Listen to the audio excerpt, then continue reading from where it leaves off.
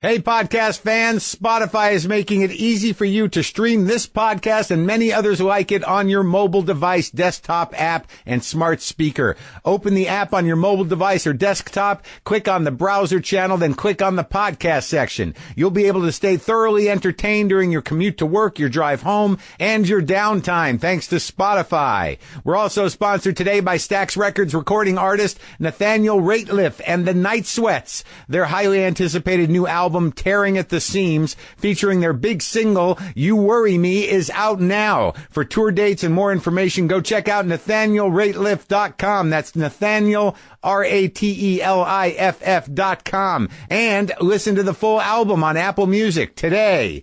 All right? Okay, let's do the show. Lock the gate!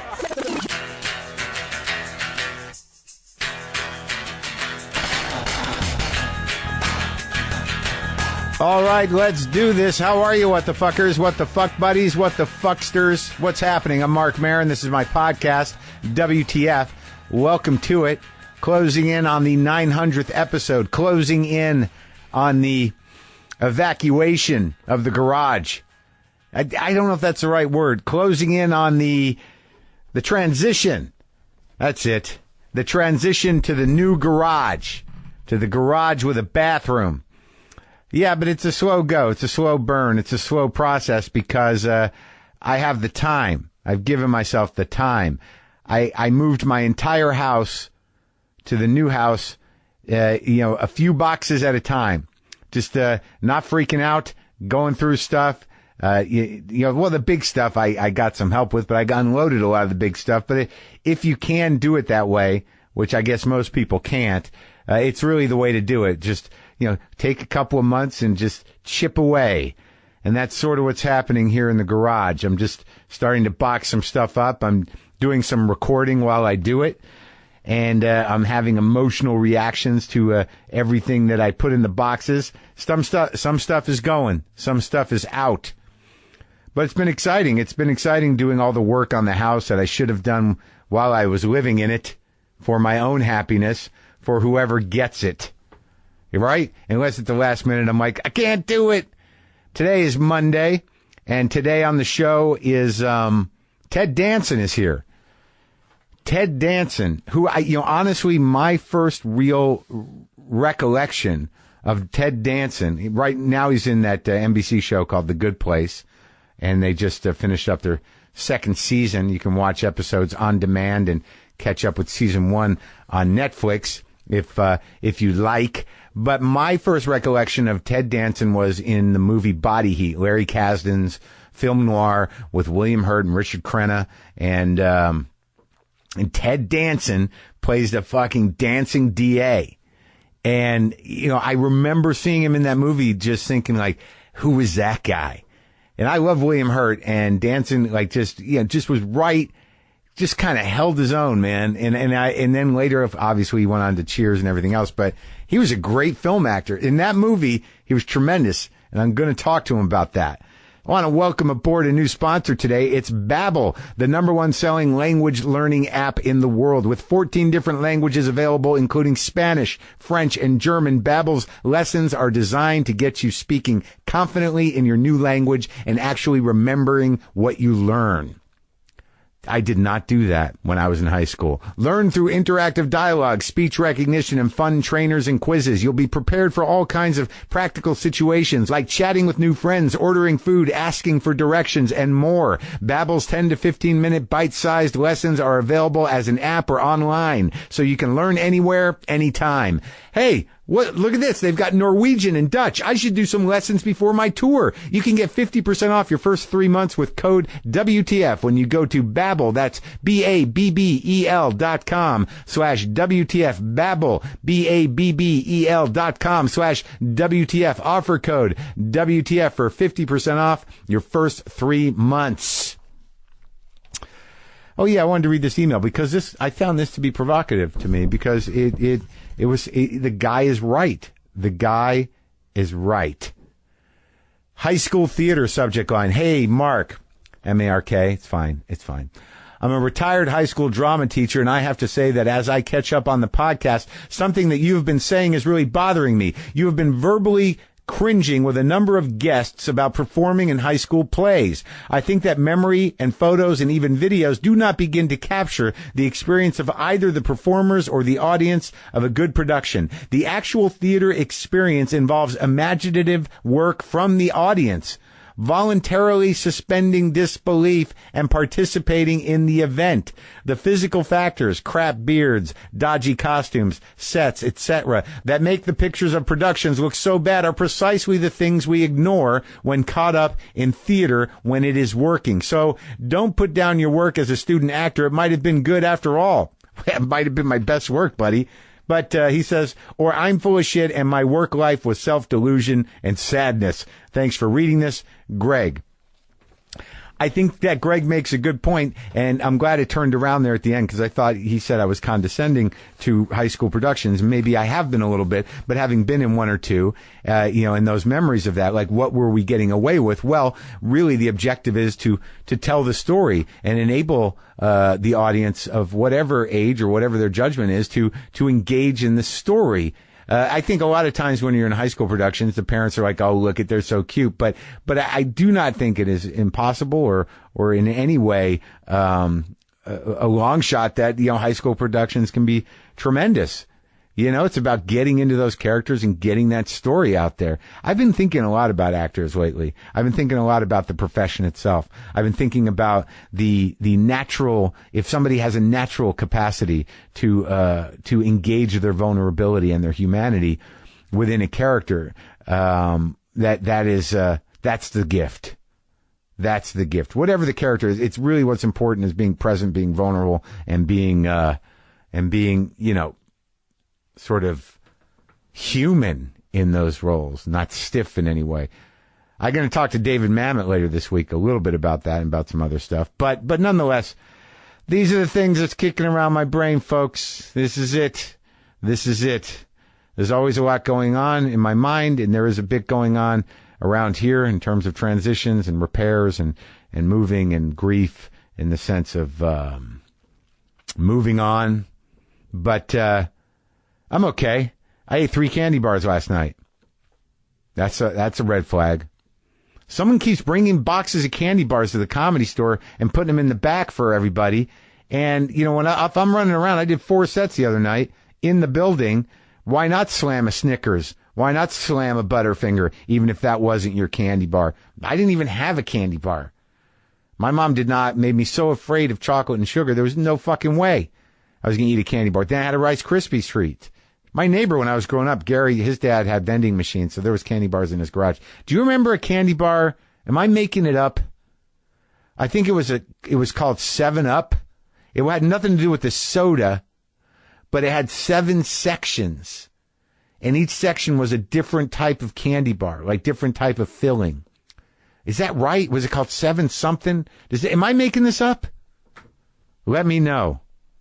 Let me know, please, people, because this is how I learn things. All right, so Ted Danson, this was a very exciting thing to me. He's a very pleasant guy, and I enjoyed talking to him.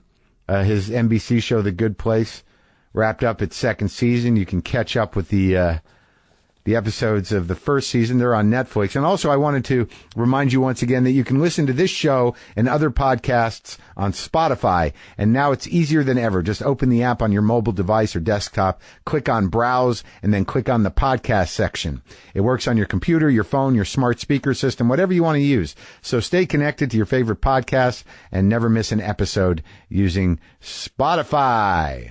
All right, so me and Ted hung out, never met him before, almost met him on the red carpet at the SAG Awards, but I instead took a picture of the back of his head and posted it on Instagram because I'm an immature idiot. But this is me and Ted Danson doing the thing, doing the talking to each other thing.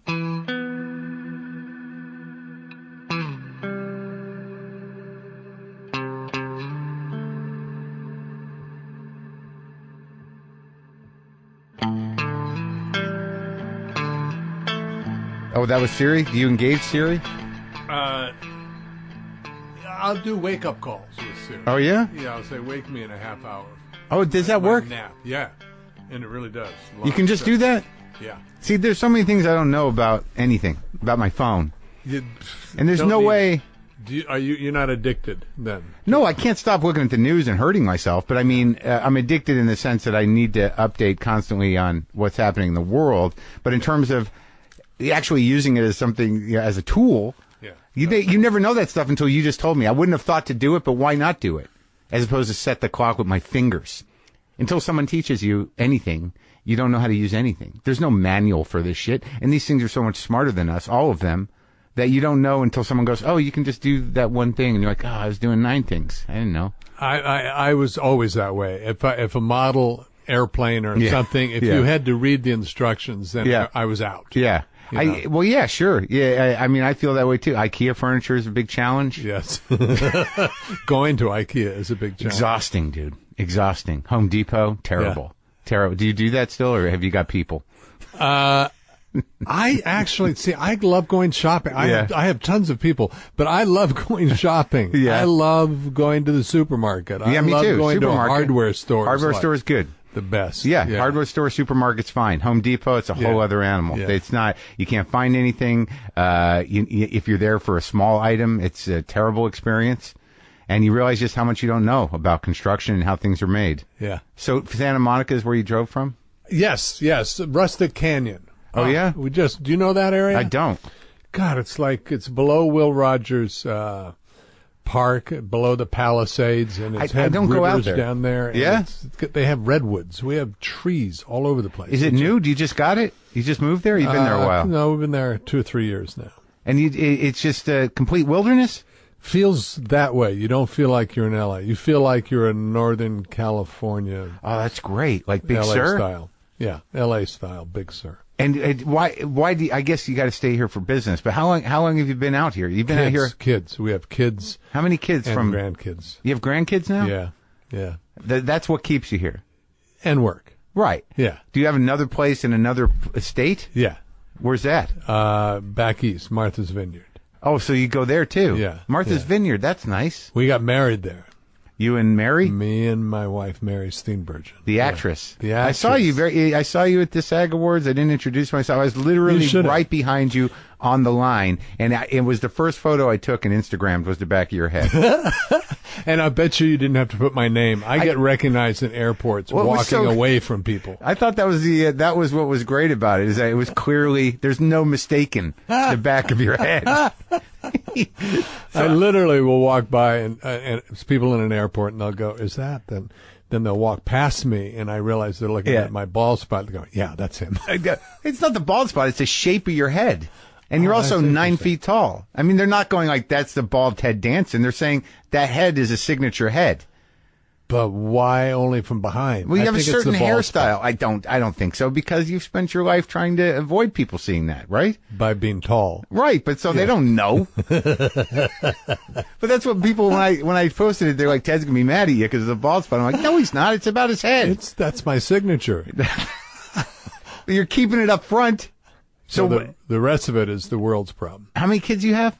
I have 2. Mary has 2. So we have 4 together and then 3 grandkids. 4 together, but not together. Correct. Right. Sorry, Both from previous marriages. Joined together, we have 4 kids. And how many grandkids? 3. That's exciting. Oh, and they're all here? They're all in, yes. Around? Around, yeah. And show business? The kids?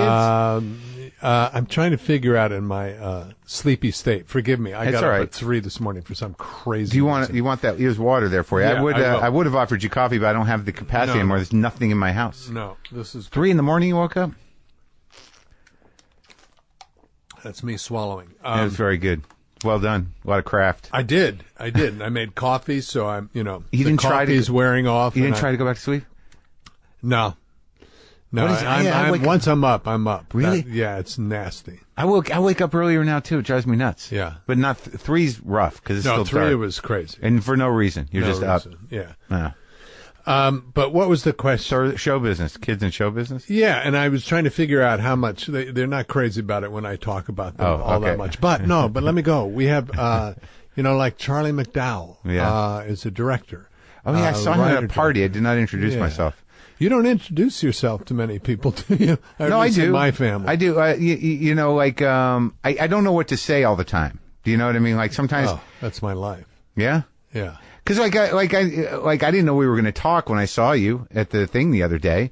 And, if I introduce myself, there's always the risk because, I'm there on the red carpet, but who am I really? It's my own insecurity. I'm going to go, hi, Ted Danson, I'm Marc Maron. You're like, nice to meet you. You're not going to take the time to go, who are you? What do you do? Are you with this? Are you know what I mean? I might have given you my generic, hey. Well rehearsed with the slight recognition almost. It means everything. Hey. Makes people feel good. It's familiar. And clearly I know you. Right. I wouldn't have given you the hey. Of course. Yeah. Very polished. And I'm glad that you got that succinct. But the McDowell kid I saw at a party with his father, who I would have liked to introduce myself to. But again, Malcolm McDowell, what am I going to say to him? Good job. Yeah. Good job. Unbelievable. Man, he was at the center of kind of British film when it made that amazing turn. What was it? Oh, Lucky Man? Oh, Lucky Man. And Clockwork Orange. Orange, yeah. And then, there's a long, that's what he's recognized for his life. He's going to be the guy from Clockwork Orange. Yeah, he's doing a lot of work, though. He's nonstop. No, he's great. Yeah. No, you're right. Well, that's the interesting about you, man. I mean, you could have been, say, I'm Malone for the rest of your life, but you're Ted Danson. That's not easy. Do you know what I mean? Yeah. No, I was lucky. I was lucky in that I was lucky enough to be on really good writers. Yeah. And if the writers make a story that's compelling and a character that's interesting, then you can get out of that typecast place you were. I guess so. You think that's what it is? I mean, I think it depends what people's relationship is with that character. And although that relationship was, I would imagine it's like for the other guys, for the secondary characters on that show, the guys at the bar. Right. They're always going to be those guys. Went and the postman guy, right?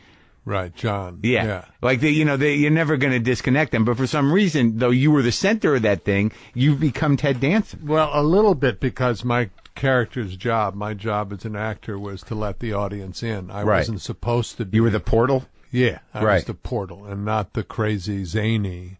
I was a little more sane. You were the codependent at the center of the whole thing. Yes, my job was to love everyone else and their craziness. What a job. Yeah. No, it's great because I truly do love them. They were astounding. Yeah. Such a funny show, obviously. I don't think I've talked to any of the other people from that show. But there's a weird thing about that show in me, about Cheers, is that when I was in college in Boston, I went to that bar my freshman year. When did Cheers start? 82? You went to the Bull and Finch. 82 was it? The beginning? 82. So 81, my freshman year of college, we were just in Boston, me and this kid, Renee, and we went to that place. And Rhea Perlman and Danny DeVito were in the bar that night, really? Looking at it, scouting it, because I guess it had been written or pitched, and she was going to be in it. I don't know what their involvement was, but we were there the night that they were there, sitting there looking at it. That's true. That's a true story because they did that. They did it, right? Yeah, and you saw them. That's amazing. Did. It was crazy because, I didn't know anything. I was like, that's Danny DeVito, from probably Cuckoo's Nest was my point of I have a weird point of reference with him. I thought he was amazing in Cuckoo's Nest. Unbelievable. As Martini. Yeah. Just sitting there putting things in his mouth, and it was great. So where did you come from? Where did I come from? I came from, how far back are we going? All the way. Arizona. Really? Well, I came from San Diego. You were born in San Diego? Yeah. So you're a California guy. California, well, right after the Navy war's over guy. So then your dad? My dad was in the Navy. And then we went to Colorado. Then he was an archaeologist, anthropologist, my daddy. For the Navy? You know what? By the way, if I had gotten a full 8 hours sleep, I wouldn't be any quicker. This is I'm what keeping you I'll right keep you here. on top of it. Yeah. He's an anthropologist before he went into the Navy, and then he continued his anthropology. Correct. Started teaching in Tucson. Then University of Arizona? Yeah. Yep. I like Tucson. It is. It's Did you, actually pretty much the coolest city in. So you were a kid in Tucson? Until I was about 8. Then we went to Flagstaff, Arizona. Not so cool. Little lean. Lean, yeah. Now supposedly different because of the university up there is taking off. Oh, really? But I was outside the city. I grew up 3.5, 4 miles outside of Flagstaff. My father was the director of the museum and the research center, but it was a big deal because you go from 13,000 feet on the top of the San Francisco peaks all the way down to the bottom of the Grand Canyon. So every ology in the world goes there, paleontology, everything, geology, archaeology. It's an amazing resource. And it was also dedicated to the Hopi, Navajo, Zuni, and Pueblo Indians. In that they wanted to stimulate their culture and make sure that it didn't go away, the arts and the crafts. So my best buddies growing up were all Hopi, Navajo, and ranchers' sons and daughters. Yeah, literally. I mean, it was like jump on a horse and come back at night kind of growing up. You rode horses? Yeah, it was actually really genuinely cool. That's amazing. Yeah. And were you taken in terms of as family or friends with the indigenous people? I mean, did you have an experience with that? Yeah. Because that's such a unique experience. It is, especially the Hopi is what I knew more. My friend Raymond Coyne, the Hopi live basically on 3 mesas up in northern Arizona, and they've lived there forever. Yeah, they never went to war with the United States, so they never got moved anywhere. Oh, really? Yeah. So it's not a reservation by virtue of being moved. Correct. It's probably a reservation, but it was always there. And one of the oldest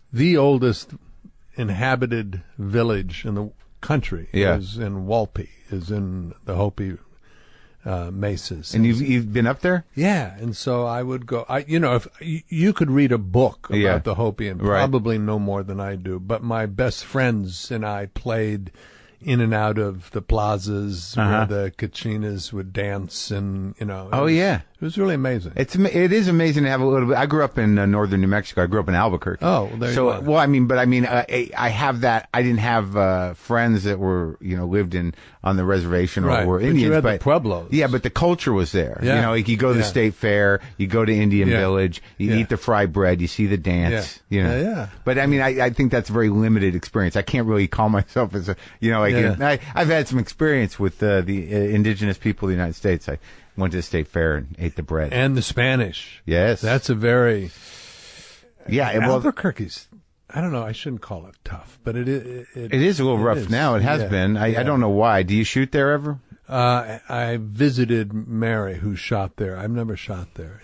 Yeah. When I grew up, I didn't know better. But there was always a sort of high violence rate. But it was not. Homeless, I didn't notice it. Yeah. That came later. That came later. Yeah. I was out years ago. I don't have any real. How old are you?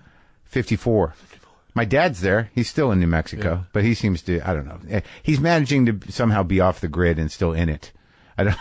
In Albuquerque or nearby, or he's pretty much in Albuquerque by the mountains, but he lives in his own world and with a little bit of Fox TV added. Does he listen to you? I don't think he claims he can't figure out how to do it. So it's been how to let his son in. Yeah, exactly. It's been 8 years, and when I wrote a book, that got to him, but the podcast not so much.